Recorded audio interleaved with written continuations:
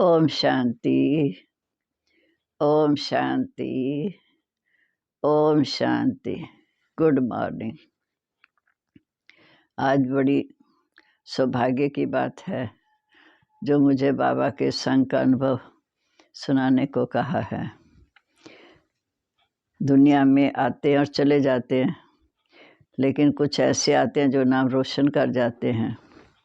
ऐसे हमारे पिता श्री ब्रह्मा बाबा, जो पहले हीरे जवाहरात का व्यापार करते थे, एकदम जब शिव बाबा की पहचान मिली तो सब कुछ त्याग करके बाबा के आगे तन मन धन से न्यौछावर हो गए। ऐसी कुर्बानी देने वाले पिता श्री ब्रह्मा, जिनके संग रह के हमने बहुत शिक्षाएं पाई, उनके आदर्श जीवन से हमें अनेक प्रकार की वासनाएं आती हैं। कैसे उन्होंने अपना आदर्श जीवन बनाया, इसी प्रकार हमें भी इस वर्ष बाप समान संपन्न संपूर्ण बनने का लक्ष्य रखा है। 1962 की बात है, जब मैं पहली बार बाबा से दिल्ली मेजर की कोठी पर मिलने गई। जैसे वहाँ गई, काफ़ी दूरी थी, अभी नई नई ज्ञान में थी, इतना मालूम भी नहीं था, तो काफ़ी दूरी पर बाबा सामने खड़े थे। तो जैसे मैंने पहुंची और देखा, मनोहर दादी मेरे को लेके गए। एकदम बाबा को देखते ही उनकी इतनी आकर्षण शक्ति, इतने पवित्र वाइब्रेशन ऐसे खींचे जो मुझे मालूम ही नहीं पड़ा कैसे मुड़कर बाबा के बाजू में समा गए। बाबा ने बहुत प्यार किया, सिर पे हाथ फेरा, कहा मेरी बारिश बची आई है। तो मेरी आंखों में आंसू आ गए। मैंने कहा बाबा, पानी पर तो कुछ है ही नहीं। तो फिर बाबा ने सिर पे हाथ फेरते हुए मेरा हाथ मनोहर दादी के हाथ में दिया और कहा इसकी संभाल करना। फिर बाबा ने बाबा से दृष्टि लेते हुए फिर हम वापिस आए।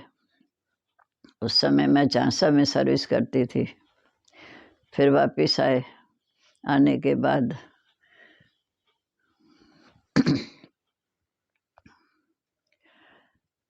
बाद बाबा की दृष्टि, बाबा का मिलन इतना मुझे इतना खींचता रहा। फिर मैं वापस पानीपत 31 मार्च 1963 में ट्रांसफ़र होके आ गई।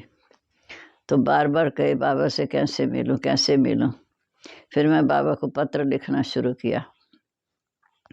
तो बाबा का भी हफ्ते 10 दिन में पत्र का जवाब आता था। ऊपर सिंधी भाषा लाल पेंसिल से लिखा था और नीचे फिर ईशु दादी हिंदी में ट्रांसलेट करके लिखती थी। उस पत्र को पढ़कर इतनी खुशी होती थी। मैं कहती मैं कितनी भाग्यशाली जो भगवान का पत्र मुझे मिला। अपने आप को देखती थी मैं कितने सिंपल घराने की, और भगवान ने मुझे चुनकर ऐसे अच्छे पत्र लिखकर शिक्षा दे रहे हैं। ऐसे पत्र का कारोबार चलता रहा। फिर बाबा ने कहा बच्ची, लौकिक अलौकिक दोनों तरफ तोड़ निभाना है। तो बाबा की श्रीमत को सिर पे रखते हुए आगे बढ़ते गए। और 1964 में मम्मा करनाल में आई। तो मैं मम्मा से मिलने गई। जब मम्मा से मिलने गई तो मम्मा की आकर्षण शक्ति बहुत तीव्र, ऐसी शक्तिशाली दृष्टि। वहाँ मम्मा क्लास करा रही थी। क्लास कराने के बाद सबको मम्मा बारी बारी गोदी में लेके टोली खिला रही थी। तो हमने भी टोली खाई, बाबा मम्मा की गोद ली। रात को फिर मम्मा के साथ बैठे, अमृत वेला भी किया। फिर मेरे मन में आया कि मैं जाकर मैं सबको मम्मा से मिलाऊं। तो फिर मैं दूसरे दिन मनोहर दादी से कहा कि दादी मैं घर जाती हूँ। दादी ने कहा क्यों, क्लास करके जाना। मैं कहा नहीं, मैं सबको मिलाऊंगी। वो छाप मेरे दिल पर इतनी बैठी हुई थी, निश्चय भी बढ़ता गया और वो प्यार भी खींचता रहा।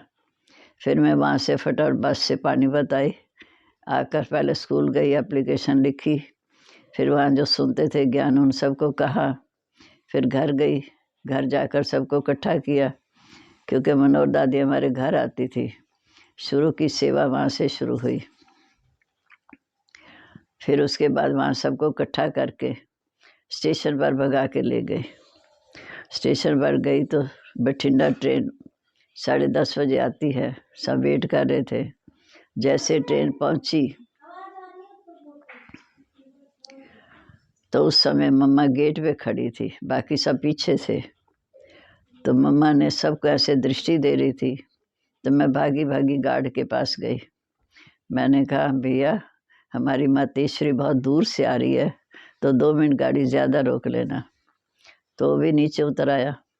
स्टेशन पर इतनी सन्नाटा छा गया, इतना सन्नाटा, जो मम्मा की आकर्षण शक्ति और दिव्य दृष्टि सबको जैसे मोहित कर रही थी। मम्मा ने सबको कुछ माँ वाक्य उच्चारण किए, टोली दी। फिर गार्ड को पीछे से मैसेज आ गया कि हमारी अगली गाड़ी निकल जाएगी। फिर गार्ड ने गाड़ी चला दी। जब मैं मधुबन पहली बार गई तब बाबा व्यक्त हो चुके थे। जब व्यक्त हो चुके थे तो देखा वह मधुबन में भी ऐसा वातावरण जैसे कोई पवित्र वातावरण। हर एक अपने अपने कामों में व्यस्त है, सभी खींचे खींचे कैसे प्यार में खोए हुए हैं। तो वहाँ पर क्लास से पहले जब दादी क्लास कराती थी छोटे हिस्ट्री हॉल में, उस समय एक संदली पे दादी बैठती थी, एक संदली पे दादी की क्लास से पहले 5 मिनट कुमारी को देते थे कुछ बोलने के लिए। ऐसे जब मेरी बारी आई तो शांतामणि दादी ने कहा, कल आपको बोलना है। मैंने कहा, जी दादी। फिर दूसरे दिन जब मैं संदली पर गई तो मेरे सामने सारी वरिष्ठ दादियाँ, निर्वैर भाई सब सामने नीचे बैठे, और दीदी इधर साइड पे सोफे पे डायरी पेन लेके बैठी थी। तो जब वहाँ एकदम देख के मेरे अंदर थोड़ी सी घबराहट आई, तो इतने में देखा कि हिस्ट्री हॉल के पिछले गेट से बाबा का बहुत लंबा हाथ आकर मेरे सिर पे पड़ आया, जैसे कोई ठंडक सी मिल गई। फिर मालूम नहीं पड़ा मैंने क्या बोल रहा है। फिर बोला मैंने, फिर मैं उतर कर भागने लगी तो मनोहर दादी ने कहा, अपना परिचय दो।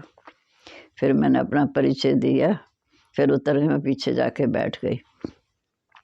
बाबा की खिंचावट, मम्मा की खिंचावट, दादियों के प्यार पाकर जैसे हमारा जीवन बहुत श्रेष्ठ बन गया। ऐसे हम समझते हैं कि अगर ये शिक्षाएं सबको मिलें तो हर एक का जीवन की तरह महान और ऊंच बन जाए, क्योंकि बाबा की एक एक शिक्षा हमारे जीवन के लिए बहुत अमूल्य है।